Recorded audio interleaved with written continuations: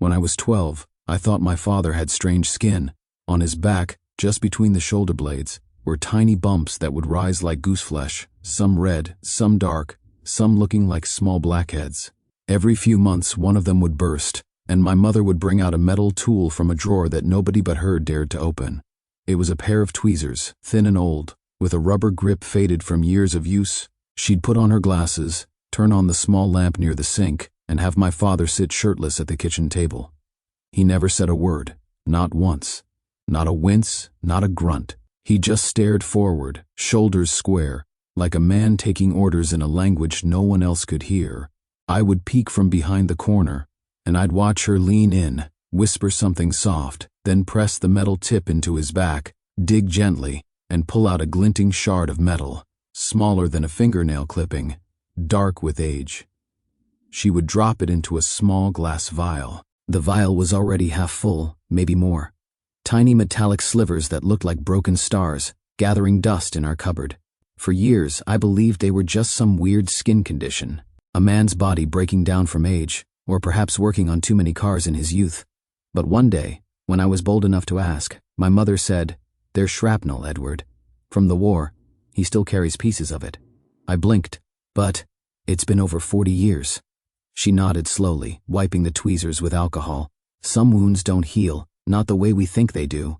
That night I couldn't sleep. I imagined shards of metal crawling under my father's skin, inching their way out year after year like they were trying to escape. Or maybe they weren't escaping. Maybe they were trying to remind him. Remind all of us. What kind of war follows a man home and stays for decades? What kind of silence replaces the sound of screaming engines and falling bombs? My father, William Harrison, was a man of few words, but he carried entire battlefields in his body. Sometimes I wonder, what's more painful, the injury itself, or the years spent trying to pretend it doesn't hurt? When he died in 1996, he left behind that glass vial, tightly sealed, hidden in his drawer. Along with it, a letter he never mailed, and a photograph taken on an island no one in our family had ever heard of. That was when the real story began. And it wasn't just about a war, or a crash, or a rescue. It was about guilt, about love, and the terrifying cost of survival. William Harrison was born in 1917 in a small town outside of Dayton, Ohio, where the wind smelled like rust and corn husks. He was the eldest of 5, raised on a steady diet of chores, cold winters, and church sermons that promised strength in silence. His father was a machinist who worked in the General Motors plant, and his mother ran a modest household like it was a ship destined for stormy waters. By the time he was 17, William could rebuild a tractor engine blindfolded and split firewood clean in a single strike. But there was always a restless glint in his eyes. Even as a boy, he'd climb up the barn roof to stare at the sky for hours, watching the clouds change shape and direction. He didn't say much about what he saw, but everyone around him could tell that something inside him yearned for altitude. The 1930s were cruel to dreamers. The Depression carved through families like a dull knife. Food was rationed. Smiles were rarer than sunlight in February. But William kept looking upward. He enlisted in the Army Air Corps in early 1941, 8 months before Pearl Harbor. He told his parents it was for steady pay, but deep down he knew it was the sky calling him. He trained as a pilot in Texas, where the sun burned the back of his neck and the wind roared like promise. His instructor said he flew like someone who had no fear of falling. Maybe he didn't. Maybe fear just hadn't found him yet. In the spring of 1942, while home on leave, he attended a dance at the local church. That's where he met Eleanor Grant, my mother. She wasn't the kind of girl who giggled or twirled her hair. She stood near the punch table in a blue dress that didn't quite match her shoes, reading a copy of Jane Eyre while a Glenn Miller tune played from a gramophone. William asked her to dance. She looked him over and said, "Only if you promise not to step on my foot." "I'm a pilot," he replied. "I'm trained in precision." She smiled but didn't laugh. "You still have to lead." That night they talked for hours on a bench outside the church. She was studying to become a nurse. He told her about the sky in Texas, how it felt different from Ohio, bigger, louder, lonelier. Before he shipped out, he wrote her a letter. Then another. Then dozens. By the time he was stationed in the Pacific, they had exchanged over 100 letters, each folded neatly and tucked in shoeboxes neither would ever throw away. He flew a B-25 Mitchell bomber, part of the 5th Air Force, running missions out of Papua New Guinea. The jungle below was a green hell. The air above was an open casket. Every mission was a gamble. every cloud a potential coffin. Still, he flew, mission after mission. And he wrote to Eleanor after each one, sometimes only a few words, sometimes pages, still flying. Still me. Still thinking about your shoes. In one letter, he said, sometimes I imagine your voice in my headset. It helps me focus, keeps me alive. She wrote back, then I'll never stop talking. By mid-1944, William had logged over 40 combat flights. The war was shifting, but not quickly enough. Death still came like lightning, sudden, loud, and without apology. On October 3, 1944, his plane was hit over the Solomon Islands. A Japanese Zero clipped their wing, and the fuselage burst open like a can. William and his crew never made it back to base. The official report said, Mia, presumed Kia. Eleanor received a telegram 3 weeks later. It came in a plain brown envelope. Her hands shook as she opened it. The words were brief and brutal. We regret to inform you. She kept the envelope in her Bible. For years, what no one knew, what even William didn't fully understand at the time, was that surviving the crash wasn't the miracle. The miracle was what came after. They buried an empty casket for William Harrison in November 1944. The flag was folded, the bugle played, and neighbors wept beside Eleanor as she stood like stone in the biting Ohio wind. She wore black. She didn't cry. She told herself she wouldn't, not until she saw a body. But there was no body. For 7 weeks, Eleanor lived in a fog, writing letters she never sent, walking to the post office out of habit, dreaming of him at night only to wake up to silence. She stopped going to the church socials. She packed away the dance dress, the letters, the promises. The war had taken him, just like it had taken hundreds of sons from that town. Then, in late November, William Harrison walked through the door of a U.S. military field station in New Guinea. He was sunburned, limping, 20 pounds lighter, and silent. The medics examined him. Aside from dehydration and minor lacerations, he was, by miracle or madness, intact. But his eyes weren't the same. They didn't scan a room like a man looking for light. They searched like someone bracing for an ambush. The official debrief was minimal. His B-25 had crashed near an uncharted island west of Bougainville. The pilot, William, had survived the impact and was later found by an Australian officer who'd been monitoring radio signals in the area. The rest of the crew, gone, wiped out. There was no detailed report, no press release, no medals handed out. William requested silence. No parade, he told the commanding officer. No stories. When he returned to Ohio, Eleanor fainted at the sight of him. She had seen his ghost so many times in her sleep that seeing the real man broke something loose in her chest. They held each other in the doorway for what felt like hours. Neither spoke. That first night, William woke up screaming. Not loud, more like gasping. Guttural. He threw off the sheets and pressed himself flat against the wall like he was avoiding enemy fire. Eleanor reached for him, but he flinched like her hand was a gun. She tried to talk to him in the morning. He smiled, kissed her forehead, made her eggs. But he didn't talk about the island. Not once, not for years. Strange things started to happen. He stopped sleeping more than 2 hours a night. He refused to go to the movies, said the sound made him itch. He couldn't stand the smell of coconut oil, the sight of rusted metal, or the sound of helicopters on TV. If a tire backfired on the street, he would drop to one knee and brace like he was about to be shelled. There was a tremor in his left hand, subtle, only noticeable when he poured coffee or held a pencil. And then there were the bumps, the strange swellings on his back. They started showing up about 6 months after his return, tiny reddish nodules, mostly around his spine and shoulder blades. At first, Eleanor thought it was a rash, but when one of them broke open and she saw the glint of silver, she dropped the tweezers in shock. It was metal, actual shrapnel. William said nothing when she showed it to him, just looked down, took the piece, and wrapped it in tissue. The next day, he put it in a jar and locked it in his desk. No doctor could explain it. The army doctors dismissed it as embedded fragments working their way out. But they were wrong. These pieces were deep, too deep to rise on their own. And yet they did. For years, one every few months, like clockwork. William refused surgery. "They're not killing me," he said. "They're just reminders." The town welcomed William back with caution, as if he might disappear again if spoken to too loudly. The local paper ran a headline, "Local Hero Returns from the Dead," but William declined the interview. He told the editor to write about the boys who didn't make it home, not him. Eleanor understood, or at least tried to. She didn't push. She was patient. But even she noticed the way his laughter had changed.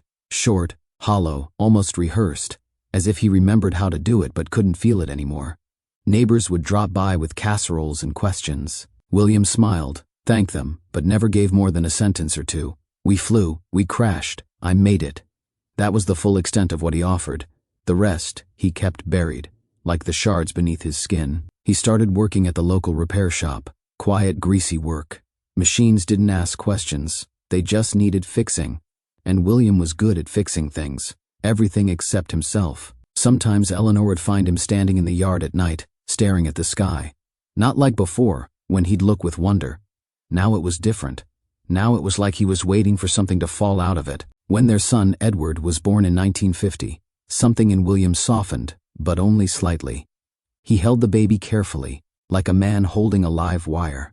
He sang lullabies under his breath, but stopped the moment he realized someone was listening. He never told Edward stories about the war, never showed him pictures, never wore his uniform again. The only war memorabilia in the house was the folded flag, placed high on a shelf, gathering dust beside a closed, locked drawer. The shrapnel kept coming.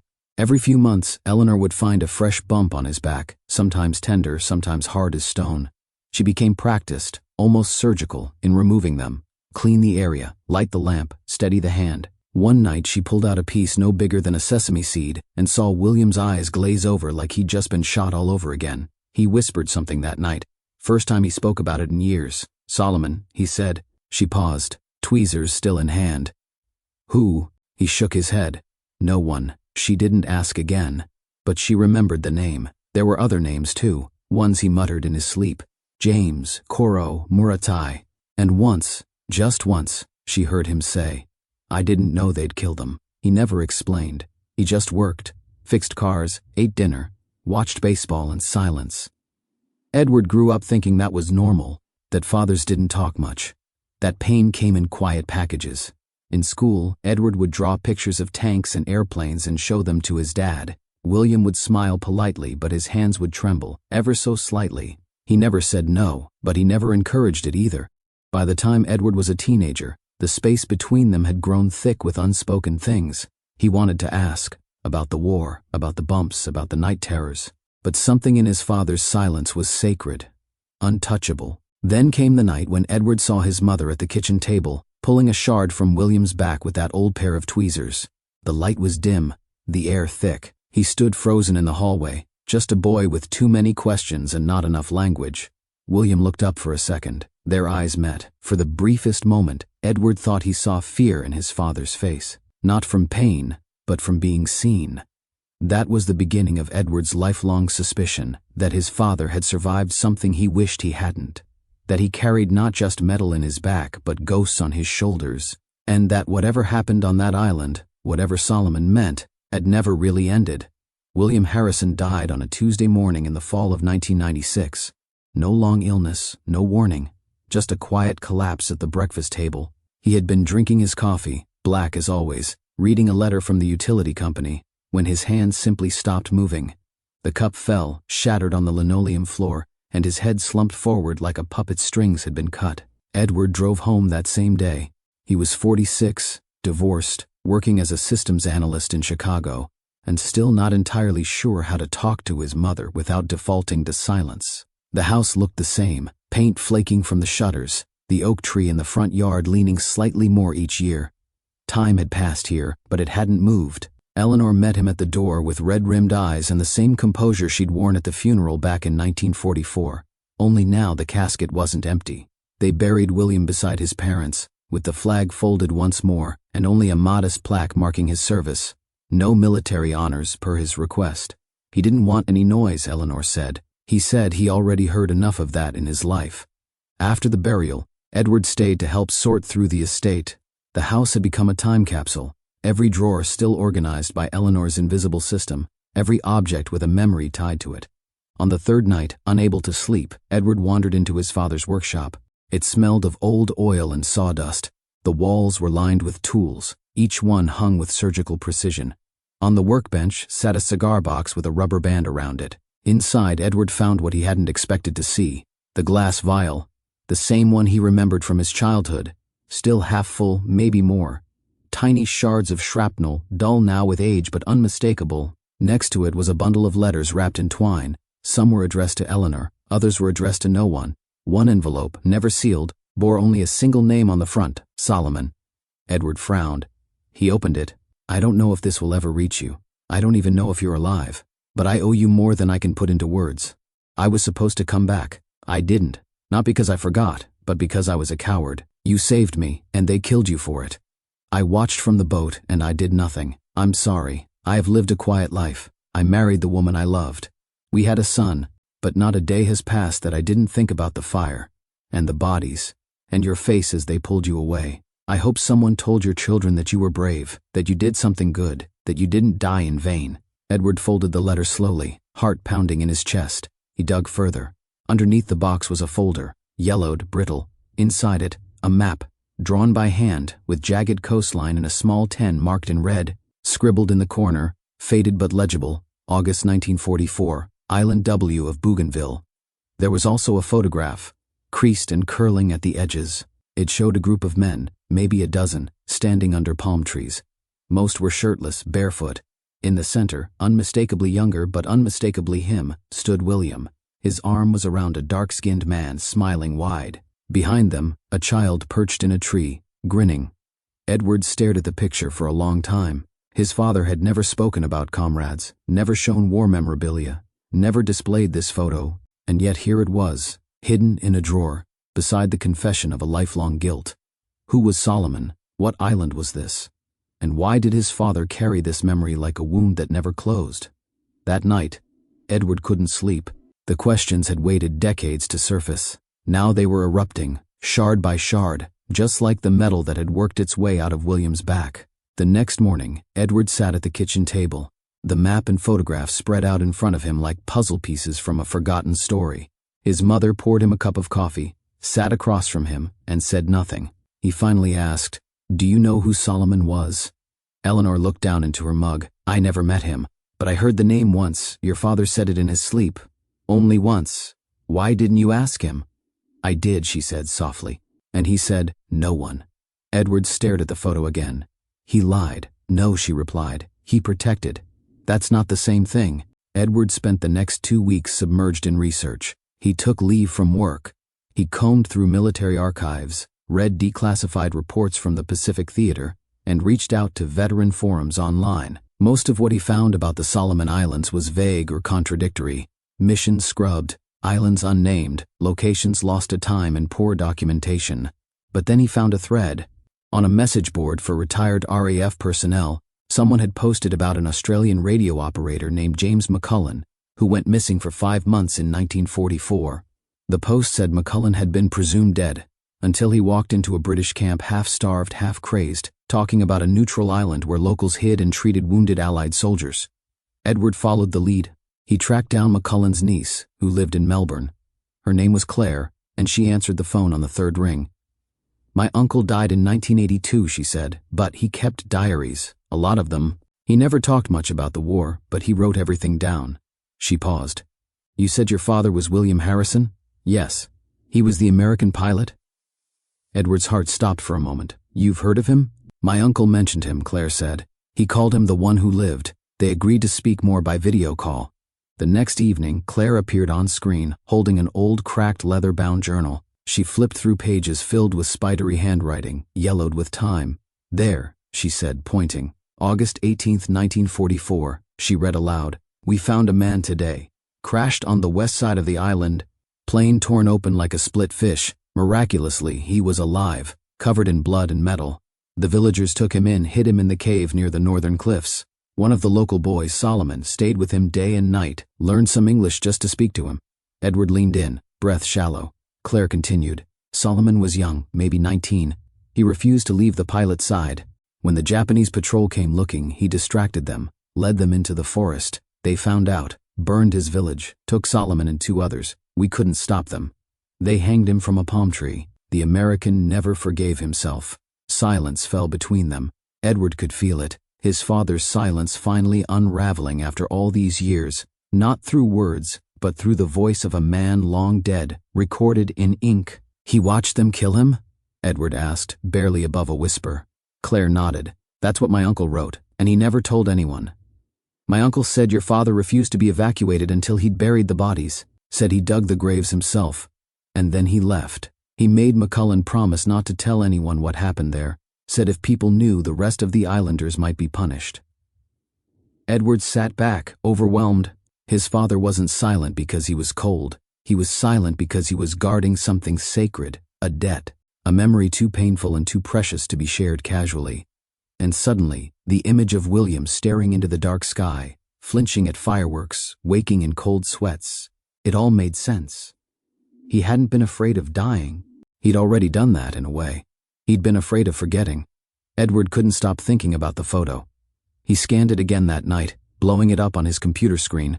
The young man standing beside his father had dark eyes, a wide grin, and a proud stance, shoulders squared, hand on William's back like they were brothers. That had to be Solomon.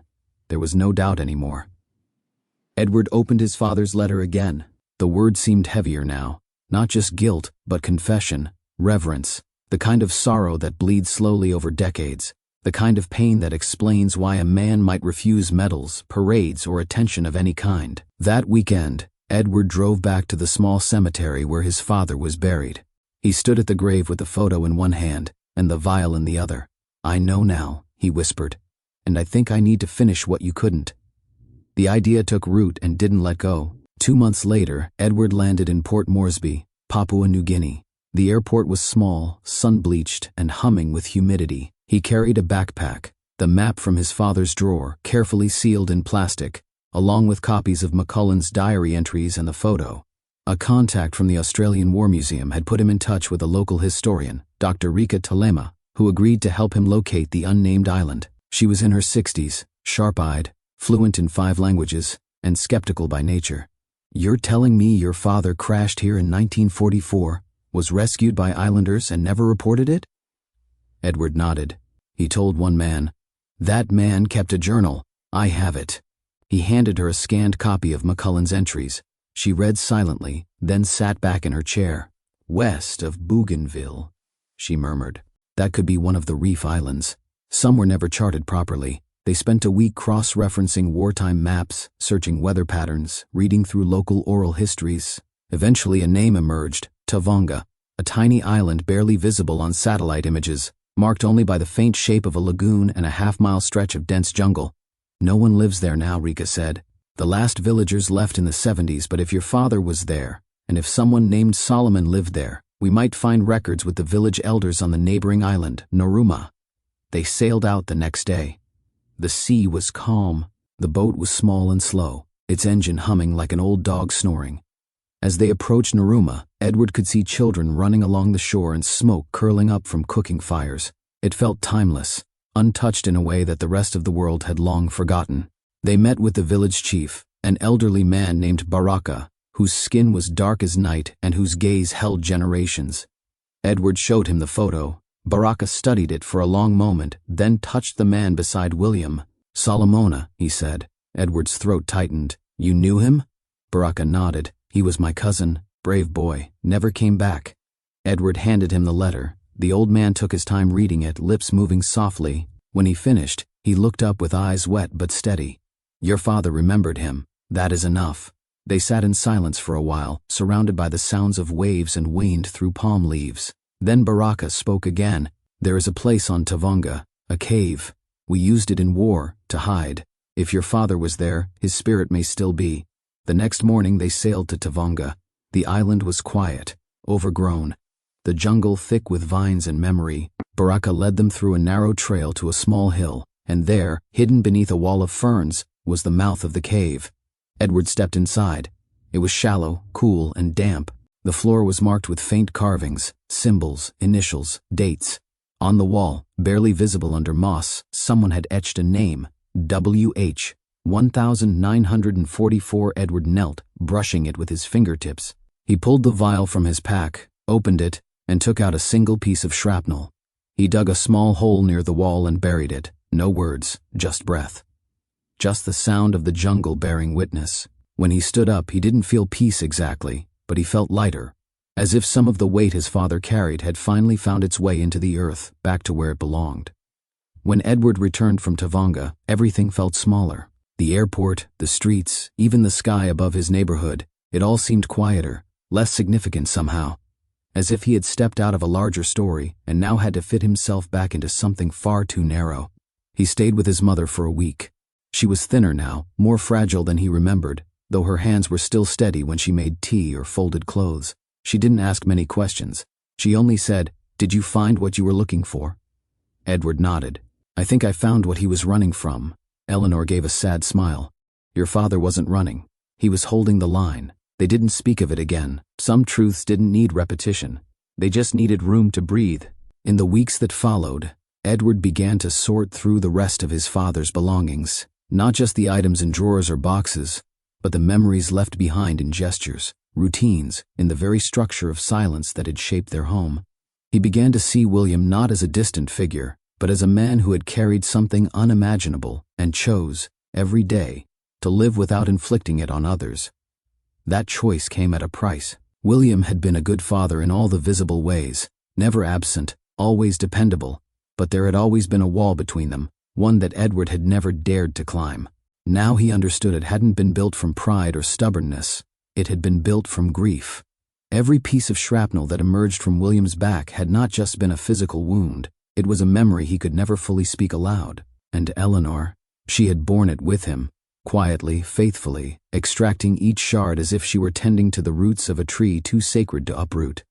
Edward asked her once, "Why didn't you ever try to make him talk?" She looked up from her knitting and said, "Because listening was the only thing he needed from me, and silence sometimes is how you show love." He thought about that for days, about how many kinds of silence there are, the fearful kind, the guilty kind, the reverent kind, and how his father's had been all three. He began writing again. At first, just notes, details from the journey, things he didn't want to forget. But then it became something more, an attempt to stitch together the fragments of his father's life, to give shape to what had always been hidden. He started drafting an article for a veterans archive, then a longer essay, then a book.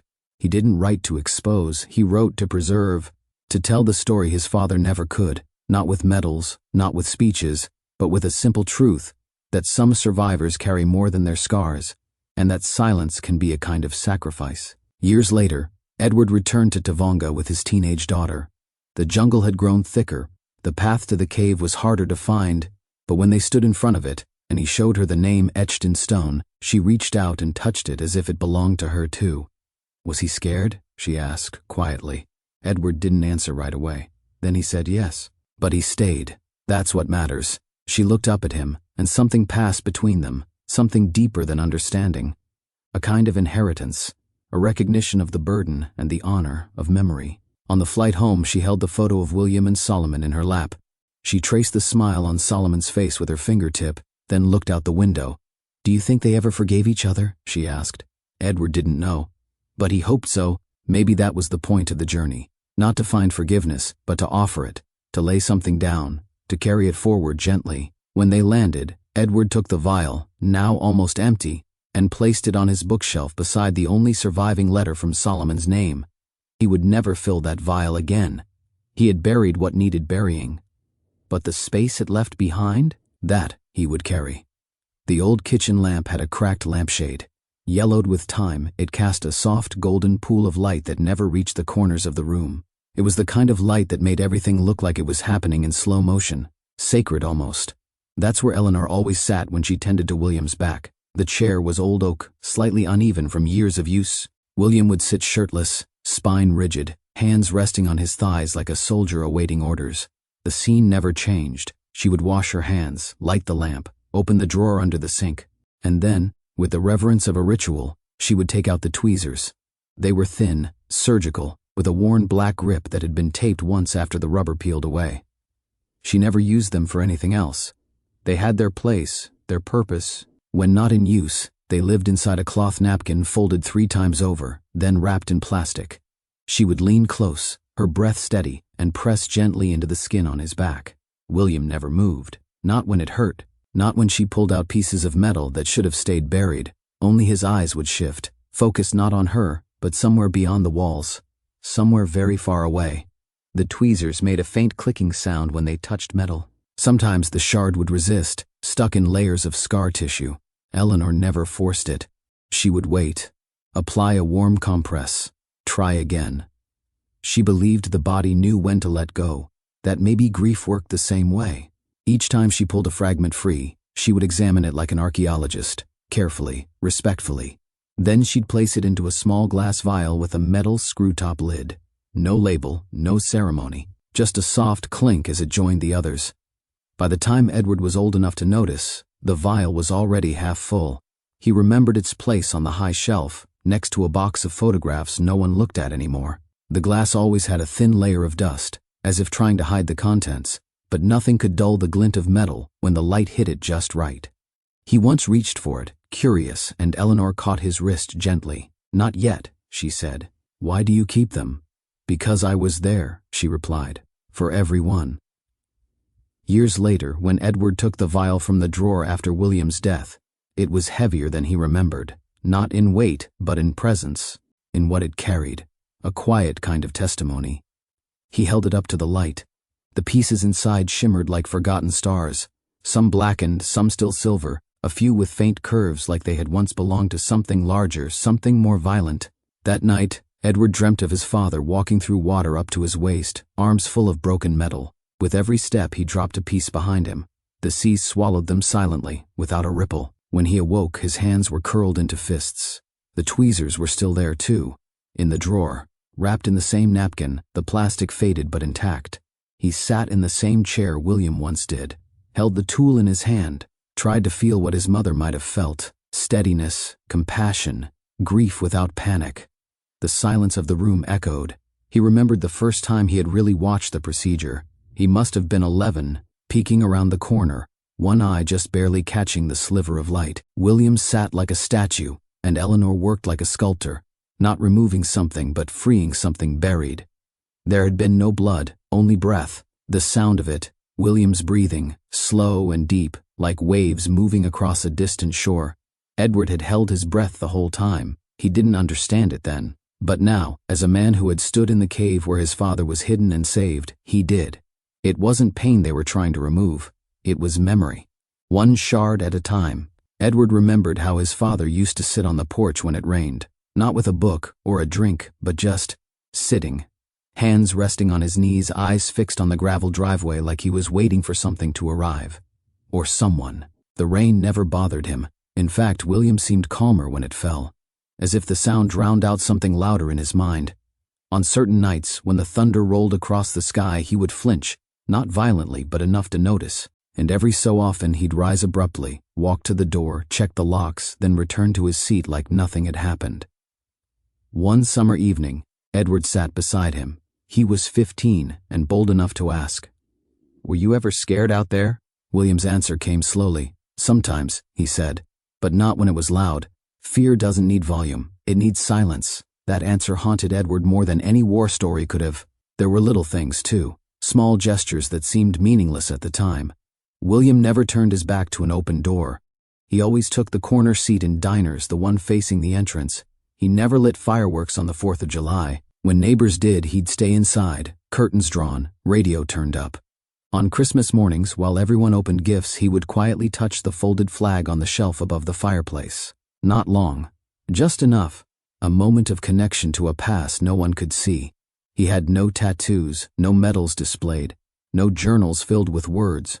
His entire testimony lived in gestures, in the way he never wasted food, in the way he checked the weather before every road trip, even if it was just to the store, in the way he nodded at strangers with a kind of tired knowing, as if he could see something in them others didn't. Edward remembered one night vividly. He had come home late from a high school party, slightly drunk, heart pounding, ears still ringing from music. He tried to sneak in quietly, but the porch light was already on. William sat in the kitchen, in his usual chair. The house was silent. Edward braced for a lecture, but none came. Instead, his father looked at him and said, "Next time, knock louder." Confused, Edward asked, "Why?" William paused. "So I know it's you." Only years later did Edward understand that reply. That William had learned to live in a world where not every knock meant safety. That even home could become a battlefield if you weren't sure who was behind the door. Even in death, William left traces of himself in the most unexpected places. in the creak of the hallway floorboards, the ones he avoided because they were too loud, in the smell of machine oil from the garage, where he worked with precision and care, as if the bolts and wires were his way of keeping the chaos outside, in the faded mark on the back door frame where he measured Edward's height once a year without ever making a big deal of it. And of course, in the cave, Edward still saw it sometimes when he closed his eyes, the damp stone, the faint carvings, the silence that felt like it belonged to the earth itself.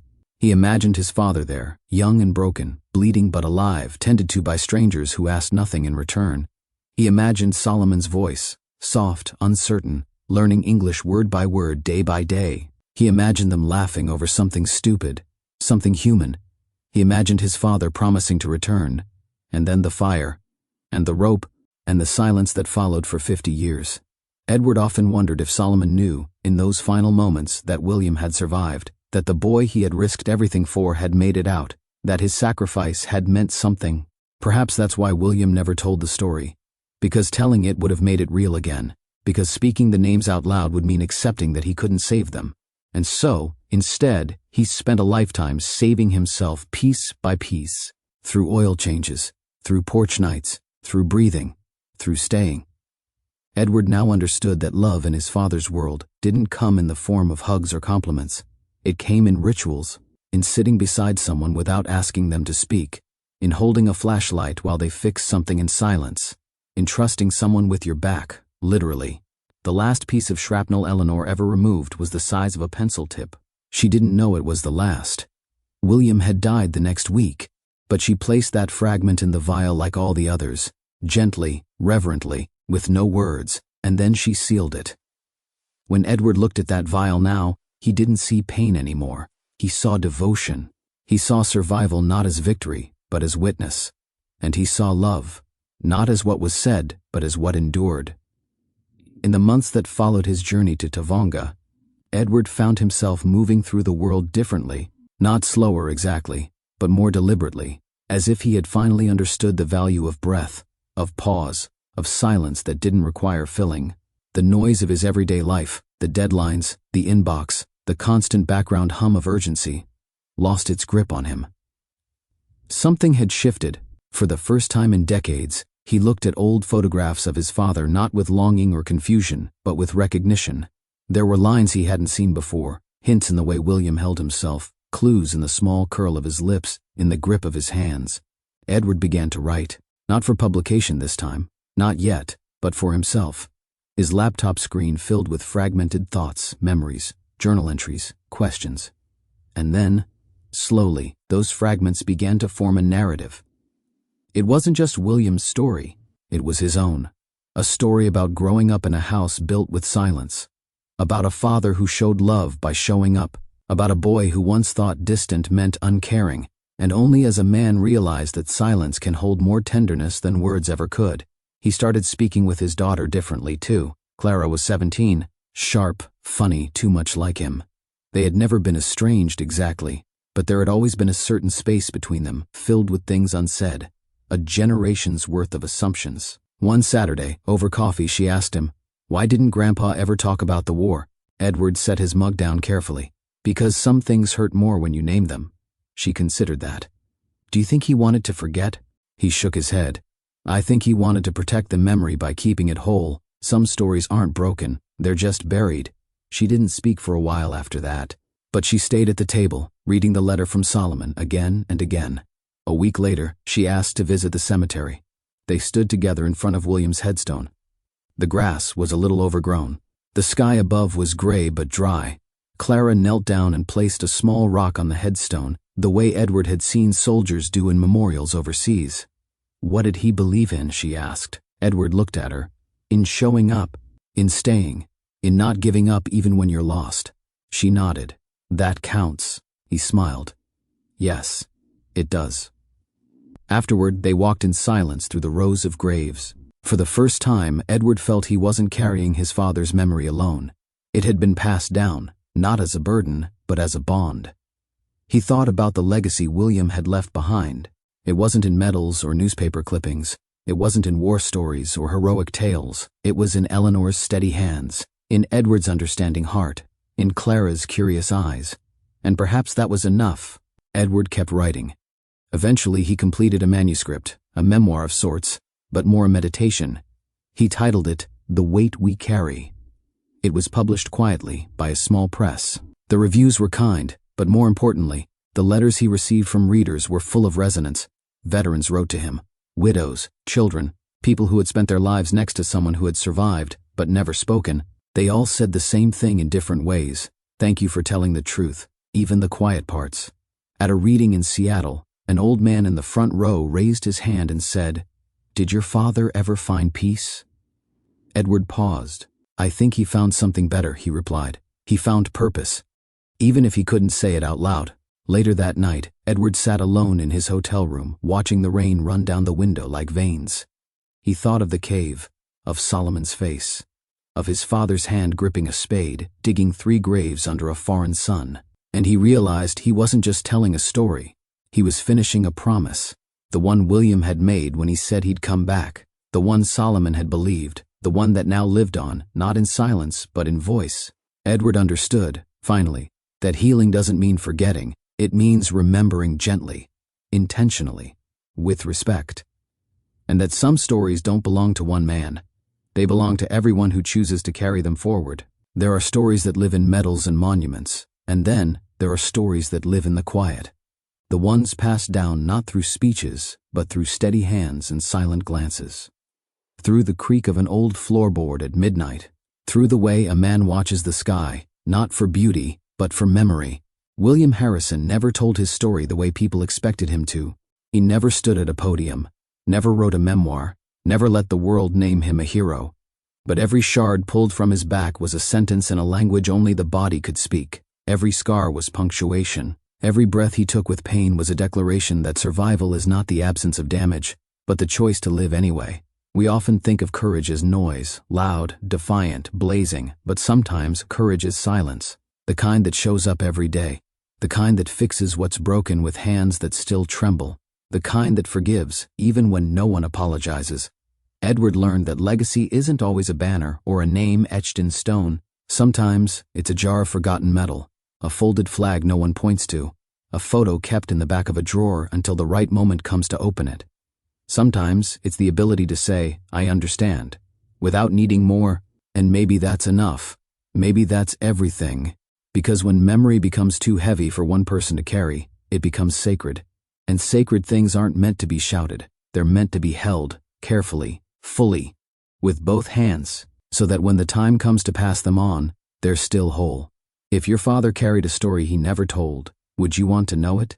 And if you found out it was a story built on sacrifice, silence, and the lives of people whose names were almost lost, what would you do with it? Would you keep it hidden, like he did? Or would you pass it on? Some of us grow up surrounded by silence, mistaking it for absence. We think what isn't said doesn't matter, that if someone doesn't share their pain, maybe they never had any. But sometimes the quietest people are carrying the loudest memories. This story was not just about William Harrison. It was about all the men and women who came home with more than they left with. Not medals, not pride, but weight, invisible, persistent, and often unspoken. Maybe your grandfather never talked about the war. Maybe your mother flinched at loud noises but never told you why. Maybe someone you loved left behind a box of old letters, or a jar filled with pieces of something you didn't understand. And maybe it's time we looked again, because remembering isn't just about honoring the past, it's about healing the present. So, I ask you, have you ever carried someone else's memory? Have you ever loved someone who hurt in silence? If you found a truth buried in your family's history, would you dare to dig it up? If this story touched something in you, I invite you to share your own, a memory, a moment, a silence that once confused you, but now makes sense. And if you believe stories like this matter, quiet, painful, redemptive, then please, help us keep telling them. Subscribe, leave a comment, pass it on. Because some stories are not meant to end, they're meant to be carried. My father sat still while my mother pulled metal from his back. Not once, not twice, but for over 40 years. Everyone thought they were just skin bumps. They weren't. They were shrapnel, from a war no one in our house ever talked about, and the truth, it nearly died with him. If stories like this move you, don't forget to subscribe. We have more truths buried just beneath the skin.